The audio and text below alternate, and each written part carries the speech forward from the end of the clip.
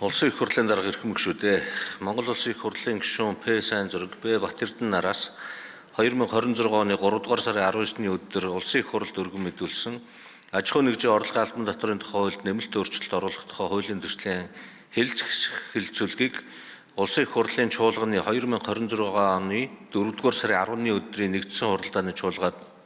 хуралдаанаар явуулж анхны хэлэлцүүлэгт бэлтгүүлэхээр төсвийн байнгын ороонд шилжүүлсэн.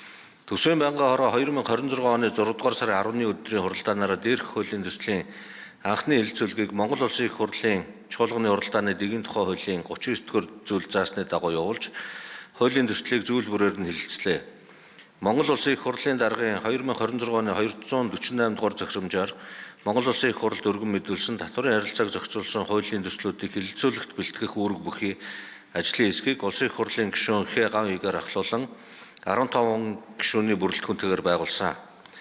Байнгын хорооны хуралдаанаар хуулийн төслийг хэлэлцэх үед ажлын хэсгээс аж ахуй нэгж байгууллага, нийгмийн хариуцлагын хүрээнд Олимп, ТV наадмын төрлийн спортын холбоо, түүнд бүртгэлтэй баг, мэрэгжлийн тамирчин, дасгалжуулагчид олгосон санхүүгийн дэмжлэг, хандивын зардлыг албан татвараас хасаж хөнгөлөх зохицуултыг тусгах, үүнтэй холбогдуулан төслийн нэрийг өөрчлөх зэрэг зарчмын зөрүүтэй 2 санал гаргасныг хуралдаанд оролцсон гишүүдэд олонх дэмжсэн болно. Аж ахуй нэгжийн орлогын албан татварын тухай хуульд нэмэлт оруулах тухай хуулийн төслийн анхны хэлэлцүүлгийг явуулсан талаарх байнгын хорооны санал дүгнэлт зарчмын зөрүүтэй саналын томьёоллыг та бүхэнд хүргүүлсэн болно. Улсын их хурлын эрхэм гишүүдээ аж ахуй нэгжийн орлогын албан татварын тухай хуульд нэмэлт